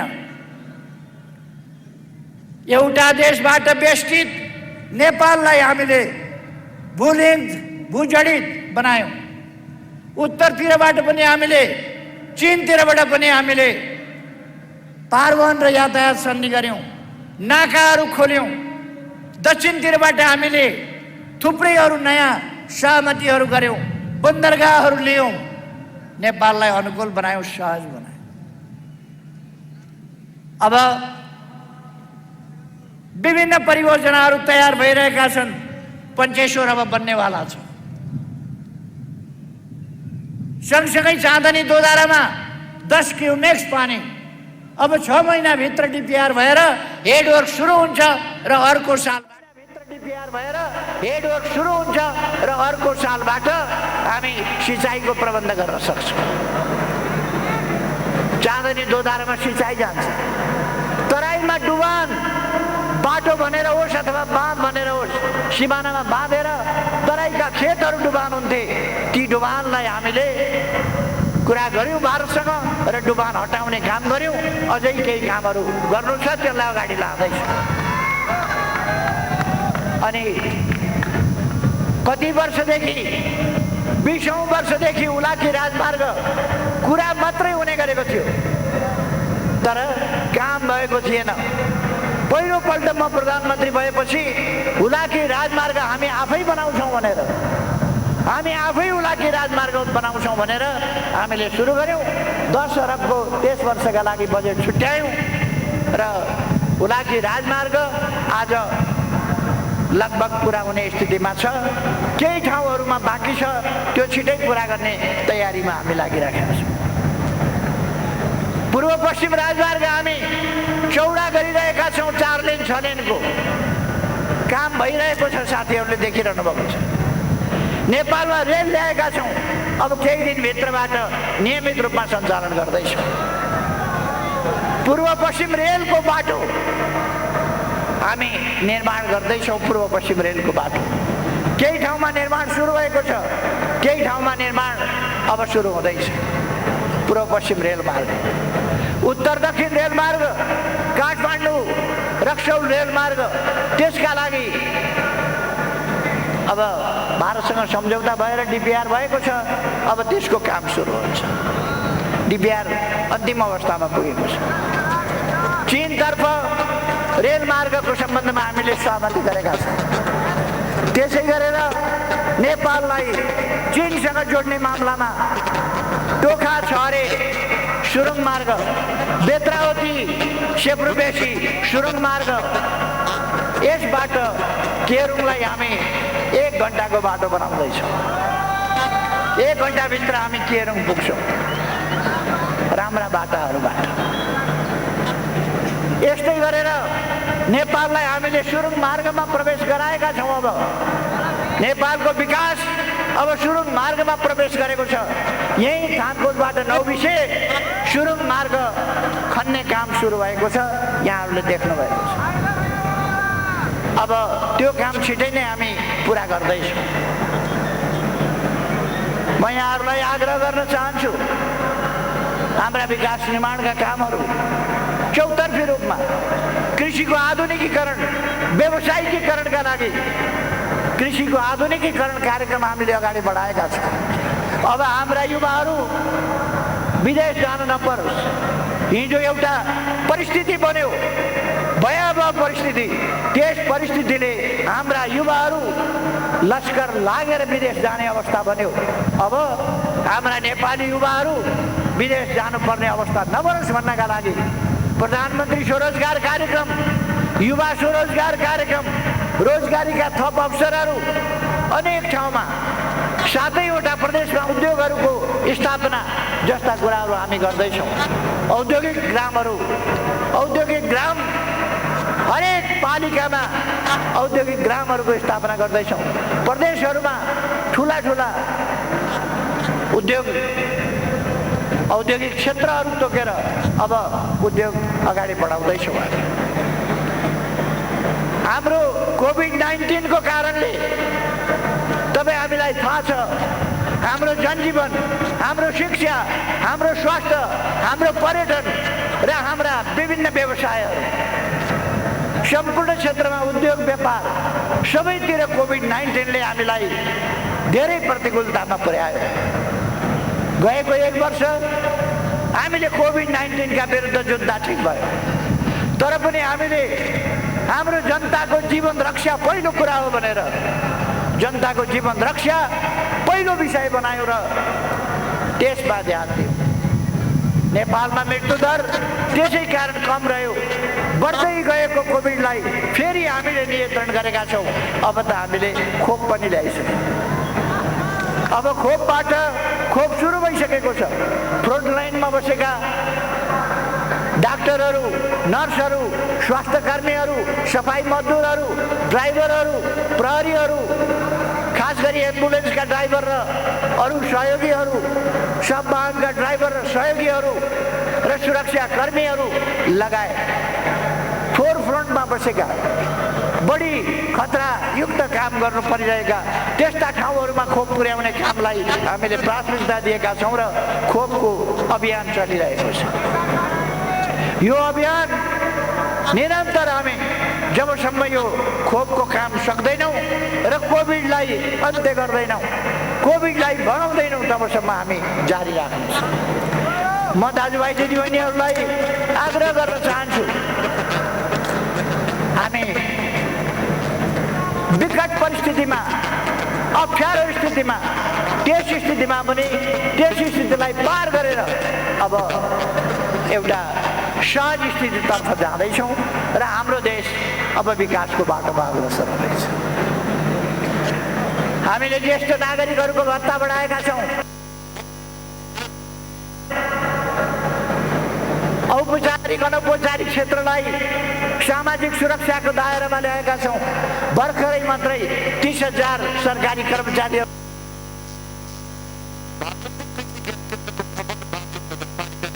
पेन्सनको कारणले अहिले गरेका कामको पारिश्रमिक नपाउने भन्ने कुरा हुँदैन। पहिले गरेका कामको पेन्सन, अबका कामको ज्याला, अहिलेका कामको पारिश्रमिक त्यो सबैलाई लागू हुन्छ। हामीले त्यो कुरा भनेका छौँ।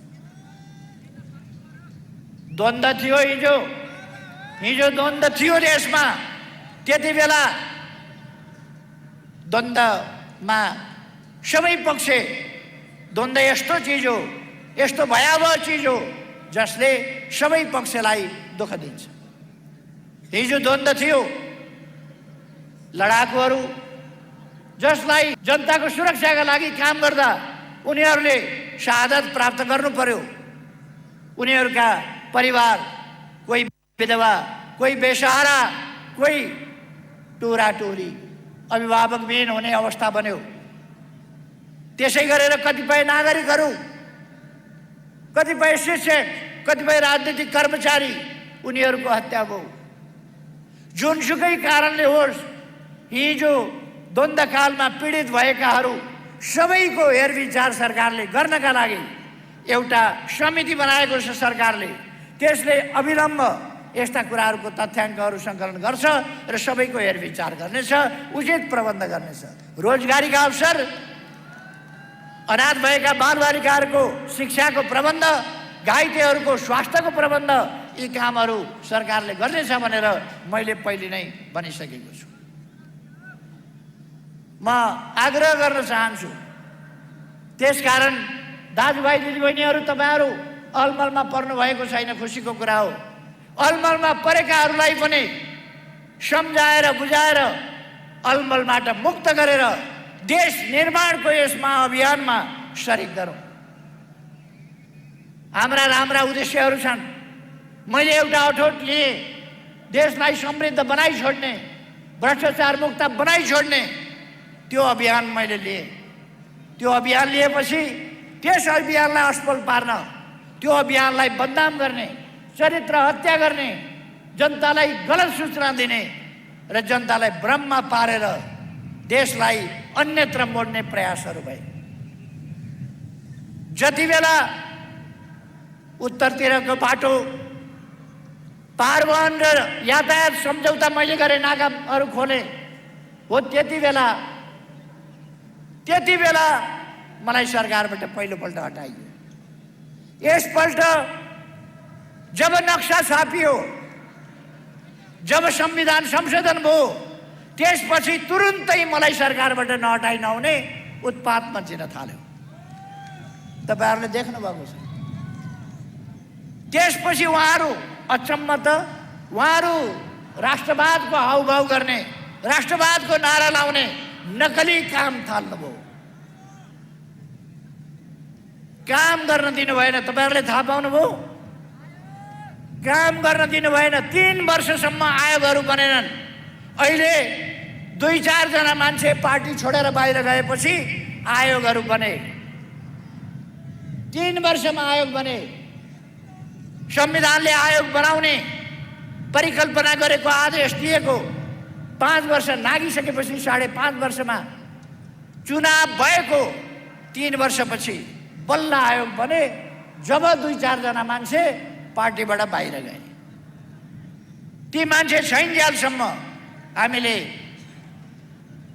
आयोगहरू गठन गर्न सकेनौँ। महिला आयोग, दलित आयोग, मुस्लिम आयोग, मधेसी आयोग, जनजाति आयोग, समावेशी आयोग, विभिन्न आयोगहरू।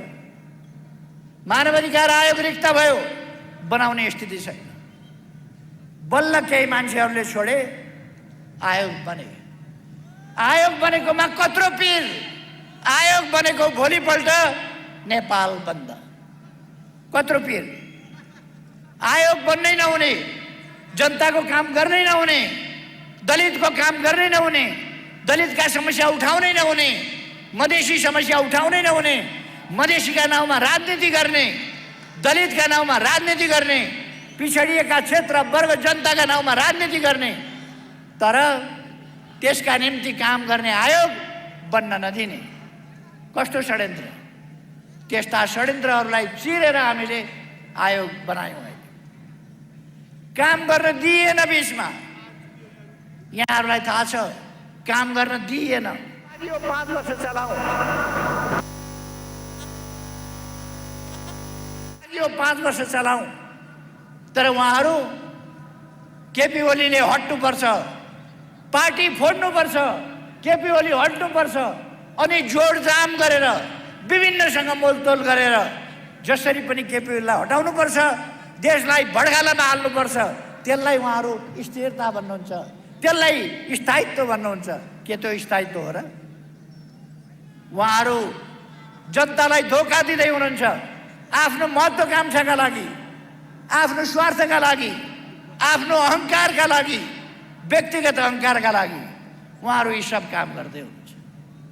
जब उहाँहरूले सरकार चलाउन दिनु भएन, काम गर्न दिनु भएन, लोकतन्त्रलाई ठिक ढङ्गले चल्न दिनु भएन, संसदलाई ठिक ढङ्गले चल्न दिनु भएन, संसदलाई केही पनि काम गर्न नसक्ने पङ्गु अवस्थामा पुर्याउन थाल्नुभयो।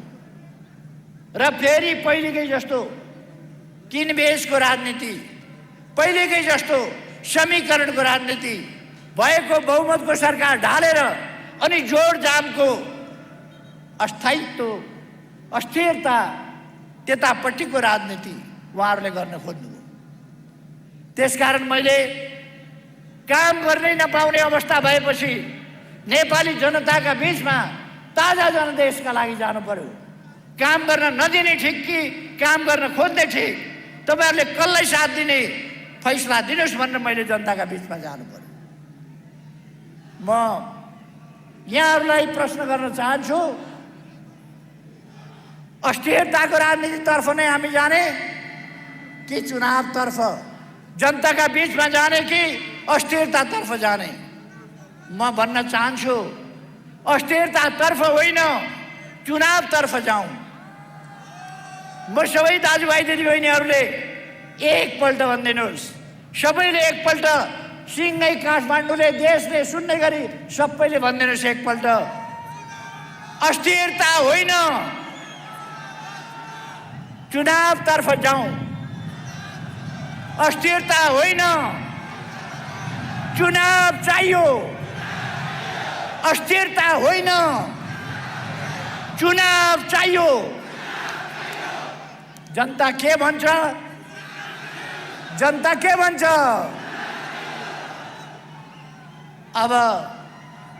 अब सबैले सुन्यो होला। उहाँहरूको जस्तो हामी कसैलाई धम्की दिँदैनौँ।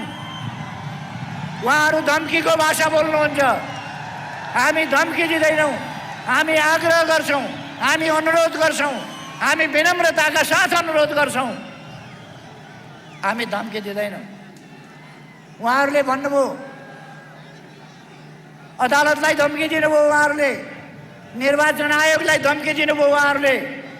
त्यसकारण म आग्रह गर्न चाहन्छु, हाम्रा देशका निकायहरू स्वतन्त्र छन्, विवेकसम्म ढङ्गले निर्णय गर्नेछन्। म आग्रह गर्न चाहन्छु। त्यसकारण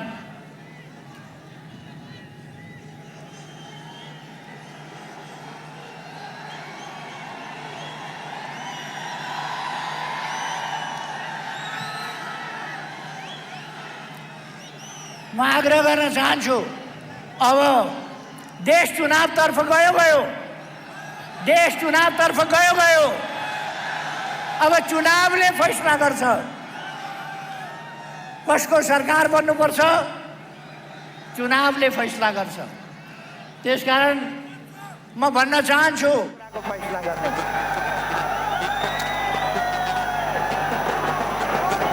निर्वाचन आयोगमा गएर निर्वाचन आयोगलाई निर्वाचनको तयारी नगर भन्ने, निर्वाचन नगर्नु चाहिँ लोकतन्त्र अरे।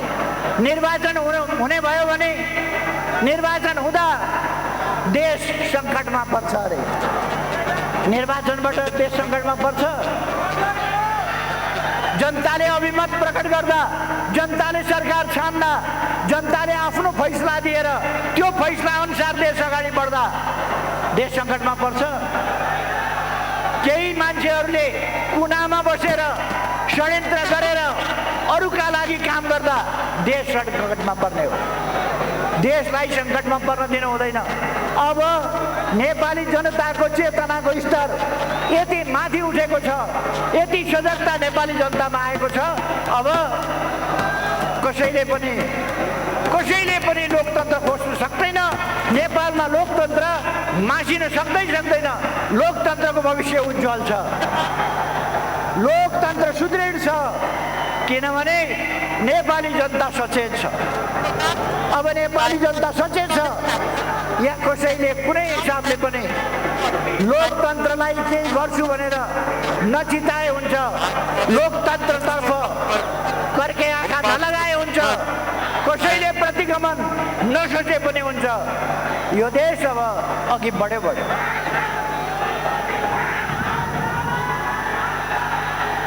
हामीलाई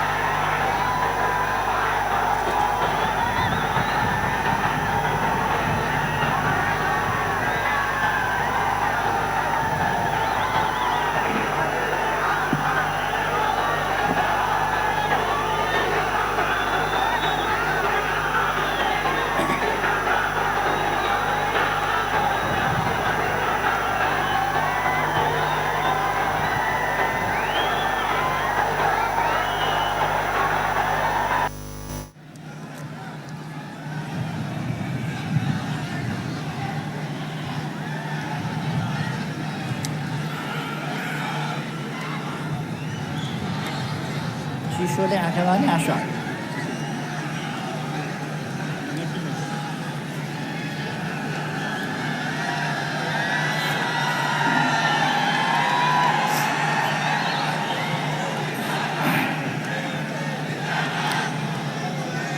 आदरणीय दिदीबहिनी तथा दाजुभाइहरू, अहिले देशव्यापी रूपमा एउटा बहस भइरहेको छ। यो बहस बलजफ्ती यो बहस निकालिएको छ। संसद विघटनको सिफारिस, संसद विघटन संविधान सम्मत छ कि छैन भनेर बहस निकालिएको छ। सर्वसाधारण जनताले बुझेको कुरा हो यो विवाद संसद विघटन गर्नु संवैधानिक छ कि छैन, चुनाव हुनुहुन्छ कि हुँदैन, चुनावबाट स्थिरता कि अस्थिरता के आउँछ आदि कुराहरूको बहस भइरहेको छ। म भन्न चाहन्छु संसदीय प्रणालीमा प्रधानमन्त्रीले काम गर्न नदिने अवस्था भयो भने, नपाउने अवस्था भयो भने संसद विघटन गर्छ। बेलायतमा लिखित संविधान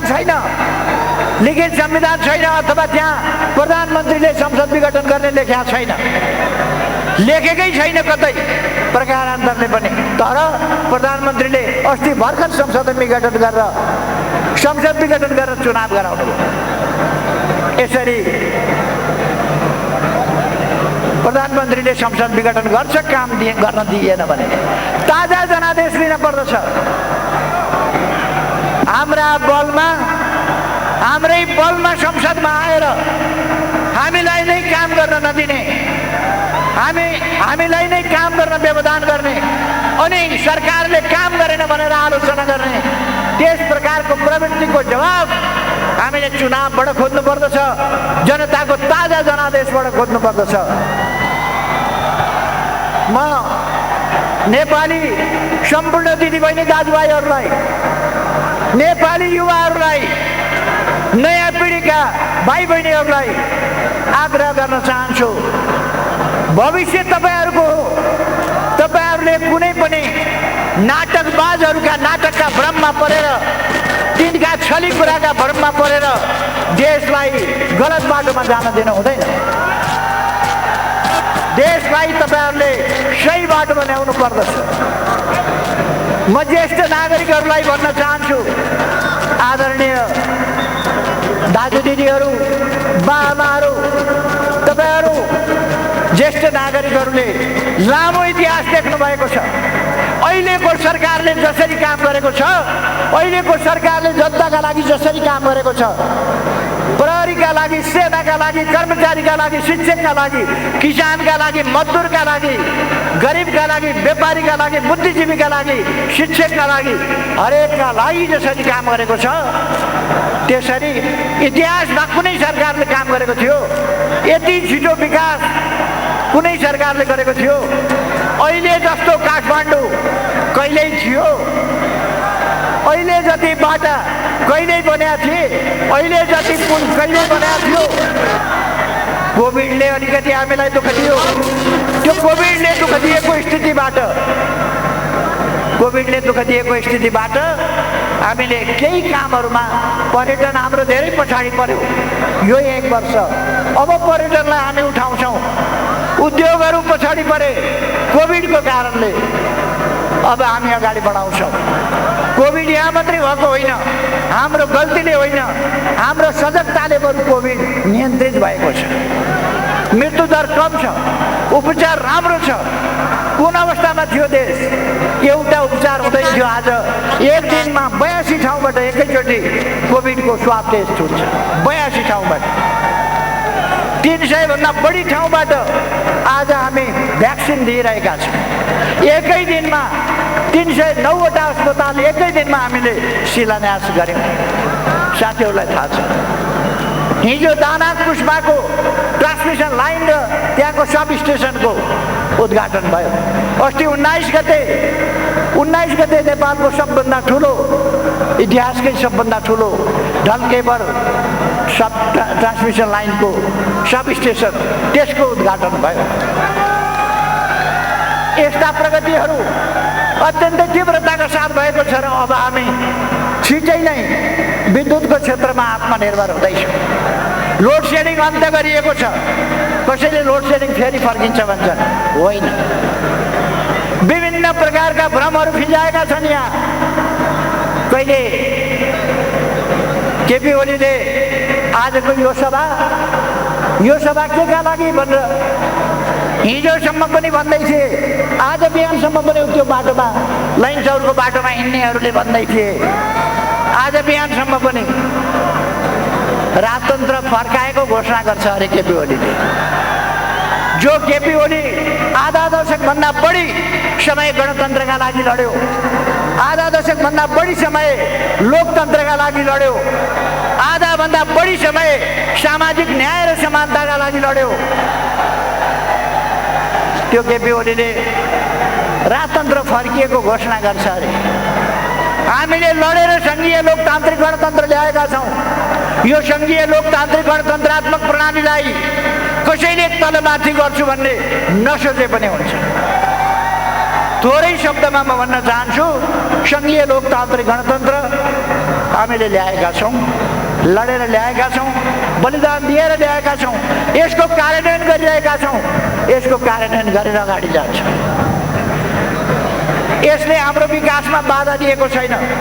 हाम्रा स्थानीय निकायहरू कोभिड विरोधी हाम्रो लडाइँमा हाम्रा स्थानीय निकायहरू अत्यन्त प्रभावकारी देखिए।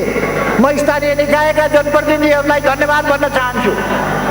कोभिडका विरुद्धको लडाइँमा नेपाली सेना र नेपाल प्रहरी जसरी लडे, सशस्त्र प्रहरी जसरी लडे, हाम्रा डाक्टरहरू जसरी लडे, हाम्रा नर्सहरू जसरी जोखिम लिएर लडे, हाम्रा स्वास्थ्य कर्मीहरू लडे, सफाई कर्मीहरू लडे, एम्बुलेन्स र सबवाहनका ड्राइभर र सहयोगीहरू लडे, सबलाई म सलाम भन्न चाहन्छु। आफ्नो ज्यान जोखिममा राखेर उहाँहरूले जनताको सेवा गर्नुभयो, देशको सेवा गर्नुभयो। म सबैलाई धन्यवाद भन्न चाहन्छु। यति खुलेआम शाकाहारी आन्दोलन गर्दिन भनेर हिंसात्मक आन्दोलनको वकालत गर्ने, जनतालाई भड्काउन खोज्ने, युवाहरूलाई भड्काउन खोज्ने, हिंसा भड्काउन खोज्ने प्रयास हुँदा पनि त्यस्ता प्रयासलाई, त्यस्ता उत्ताउला कुराहरूलाई, उत्ताउला प्रयासहरूलाई रोक्न आफ्नो ज्यानको प्रवाह नगरेर शान्ति सुरक्षाका काममा खटेका सुरक्षा कर्मीहरूलाई म धन्यवाद भन्न चाहन्छु। उहाँहरूको कामको प्रशंसा गर्न चाहन्छु। रात दिन उहाँहरूले जनताको सुरक्षाको लागि, जीवधनको सुरक्षाको लागि, देशमा शान्ति कायम गर्नका लागि जुन काम गर्नुभएको छ त्यसका लागि म धन्यवाद भन्न चाहन्छु। त्यसै गरेर हाम्रो पार्टीका कार्यकर्ताहरू, म पार्टी अध्यक्षको हैसियतले भन्दैछु, हाम्रो पार्टीका कार्यकर्ताहरू कुनै प्रकारको अलमलमा नपरेर, चाटुकारहरूका चटकै कुराहरूका पछाडि नपरेर जसरी स्पष्टताका साथ पार्टीको पक्षमा उभिनु भएको छ, नयाँ गतिका साथ उठ्नु भएको छ, म तपाईँहरूलाई, तपाईँहरूको सचेतनतालाई, तपाईँहरूको सङ्गठित मनलाई, तपाईँहरूको विश्वासलाई, तपाईँहरूको सक्रियतालाई सलाम भन्न चाहन्छु। वास्तवमा तपाईँहरूले सजगता देखाउनु भएको छ। पार्टी कार्यकर्ता भन्नाले जनवर्गीय पेशागत सामुदायिक सङ्गठनका कार्यकर्ताहरू, विभिन्न पेशा व्यवसायका दाजुभाइ दिदीबहिनीहरू सबैलाई म धन्यवाद भन्न चाहन्छु। आज यो कार्यक्रम गर्दा अवश्य नै ट्राफिकमा समस्या आएको छ, हिँडडुलमा समस्या आएको छ, गाडी बाइक चलाउन समस्या आएको छ, सडकीय ढङ्गले काठमाडौँ अस्तव्यस्त हुने स्थिति बनेको छ। यो हाम्रो बाध्यतालाई दाजुभाइ दिदीबहिनीहरूले बुझिदिनु भएकोमा म धन्यवाद भन्न चाहन्छु, कृतज्ञता जाहेर गर्न चाहन्छु। हामी सडकमा नउत्रिँदा अलिअलि मान्छे लिएर, 2-4 हजार मान्छे लिएर, 2-4 हजार जम्मा गरेर हामीलाई ललकार्ने काम हो, हामीलाई ललकार्ने काम हो। 2-4 हजार मान्छे लिएर केपी ओली यहाँ आऊ, हेर को हो पार्टी, कुनमूल पार्टी भनेर ललकार्ने काम हो। हामीले त्यसकारण सडकमा आउनु पर्यो। म तपाईँहरूलाई धन्यवाद दिन चाहन्छु। यसरी सडकमा हाम्रो आह्वानमा उत्रिनु भएकोमा तपाईँहरूलाई धन्यवाद दिन चाहन्छु। सम्पूर्ण दाजुभाइ दिदीबहिनीहरूलाई धन्यवाद भन्न चाहन्छु। त्यसै गरी यस कारणले गर्दा विभिन्न पसल गर्ने व्यवसायीहरूले कठिनाइ झेल्नु पर्यो, व्यवसायीहरूले झेल्नु पर्यो, यातायातमा झेल्नु पर्यो। त्यसका लागि म आम जनतासँग क्षमा प्रार्थी छु। हाम्रो मनसा त्यो होइन। हामीले दुःख दिन खोजेको होइन, तर कार्यक्रम हामीले गर्नै पर्ने परिस्थिति बन्यो। त्यसकारण हामीले यो सभा गर्यौँ। मैले अस्ति नै भने 23 गतेको सभा हेर्नुहोस्, 23 गतेको सभा एउटा कास्टिङको रूपमा हुनेछ। यो कास्टिङको रूपमा हो। हामीले आम सभा गर्नुपर्छ भने काठमाडौँका सबै सडकमा स्क्रिन राखेर, साउन्ड सिस्टम सबै सडकमा राखेर काठमाडौँभरिको आम सभा गर्न पर्ने अवस्था आउन सक्छ। अर्को कास्टिङ हामी 1 गते बुटौलमा देखाउँदैछौँ। 1 गते बुटौलमा अर्को सभा हुनेछ। 8 गते विराटनगरमा अर्को सभा हुनेछ। म हाम्रा आलोचक मित्रहरूलाई मन थामेर बस्न आग्रह गर्न चाहन्छु। मन थामेर बस्नुहोस्। हेर्दै जानुहोस् नेपाल कता जान्छ। नेपाललाई समाजवाद उन्मुख हुनबाट, नेपाललाई सामाजिक न्याय र समानता सहितको समृद्धिको देश बनाउनबाट कसैले पनि रोक्न सक्दैन। हामी गौरवपूर्ण इतिहास भएका वीर पुर्खाका सन्तान हौँ, विद्वान पुर्खाका सन्तान हौँ र हाम्रो प्रकृति सुन्दर मात्रै होइन, खनिजहरूले भरिएको, जलस्रोतले भरिएको, खानीहरूले भरिएको देश हो। हामी अब दैलेखबाट पेट्रोल डिजेल त्यहाँ सर्वे अध्ययन अनुसन्धान गरिरहेका छौँ, त्यहाँबाट पेट्रोल डिजेल निकाल्नेछौँ।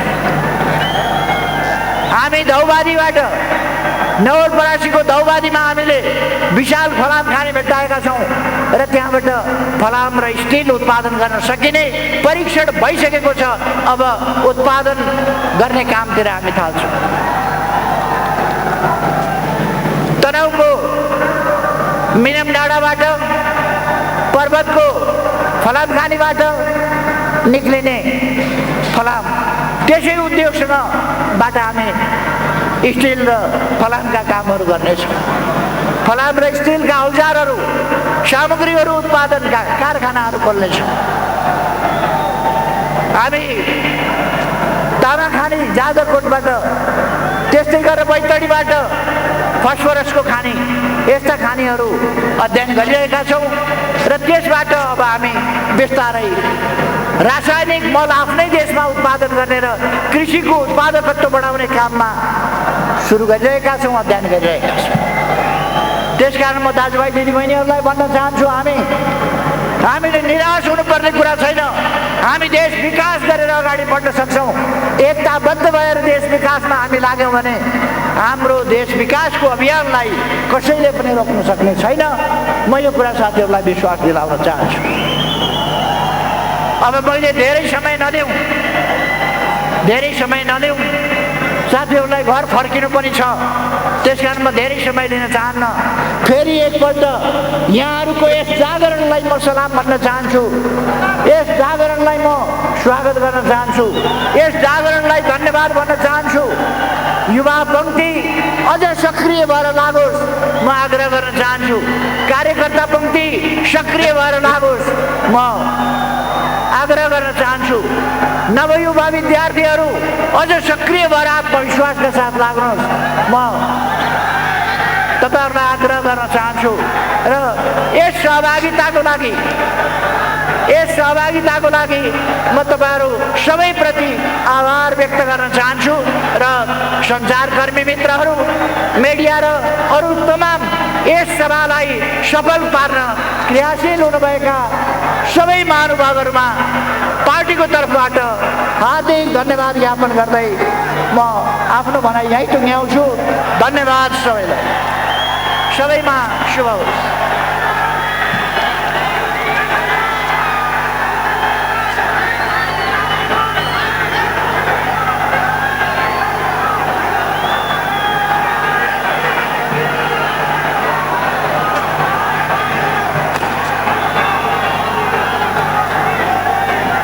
आदरणीय सहभागी कमरेडहरू,